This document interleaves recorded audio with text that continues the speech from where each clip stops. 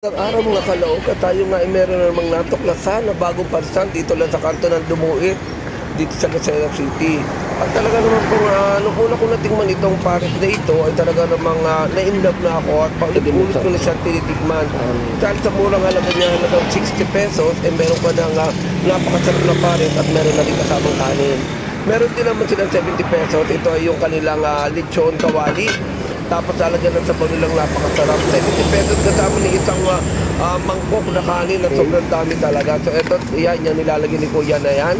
Super crispy yan at saka super sarap talaga. Itong ginagawa ko, hindi ko muna siya inahalo sa sabaw. Pag bumibili ako separate para siguradong malutong pa rin pagdating ko dito sa bahay. Ayan, sinasandok ni ating yan na sobrang lapot, sobrang lasa, sobrang sarap talaga niyan. At ako bumili ng 10 dahil lagi ito ng kaibigan ko. Minsan sinama ko dito at taga ron siya sa UK. So nung sinama ko siya, bumili sila mag-asawa at talaga nung natikman nila ay na-addict na sila talaga ng pag-iuli sa akin itong balik nila. Sabi na sobrang sarap daw. Nag-order ng 10 agad. Ayan, ginagayak lang nga ni Kuya ating order. At yun sa bawang. Ito yun naman kung gusto mo ayaw mo ng lechon, ayun yung sabaw na nagkatawag na rin naman talaga ng pares sa mga baka. Kaya binubudlo na ng mga condiments kaya kumain siya. Nung pumunta kasi ako sa area na yan, araw-araw pa kumakain dito. Kaya maaga daw, sobrang dami daw kumakain. Ito yung kumpare ko ito, dami bihigli na ito. Araw-araw halos, nandito siya, bumibili siya.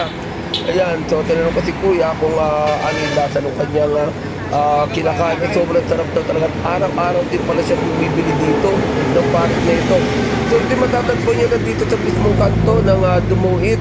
Ayan, ang dami kumakain mga estudyante ng Interglobal, yung mga dumadaan dyan kasi nasa mismong kanto sila. So babaan ng mga pasahero, kitang-kita agad yung kanilang pwesto. Ayan, enjoy si Kuya sa kanyang kinakain. Sagawad! Ito yung kanto para dalang tricycle. Kasi binablog ko itong parisan yan, papasok sa mismong barangay ng Dumuit. At ito yung paligid ay yung Queen Margaret Police Station. Yan yung way na yung papuntang bayan na doon sa LRT. Papuntang Pukuha naman yung daan na yun. At ayan, papuntang bayan yan. Yung mga sasakyan na kita nyo yung papuntang ng bayan o Bicol. At ito, yung kanilang parisan sa mismong kanto, malapit lang siya dito sa Shakey's, Tapaki at saka Philips.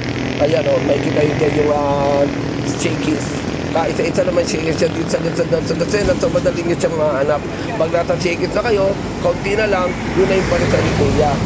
At akala kong antay, ang pangalan ng parisan niya ay no parking anytime. Paris ni Jervin pala ang pangalan na ito. Ayan, magbabayad lang ako. So ito in-order natin, 10 balot ng pares. So ayun, Paris ni Jervin. Lagi namin ko yung araw mga pinamili.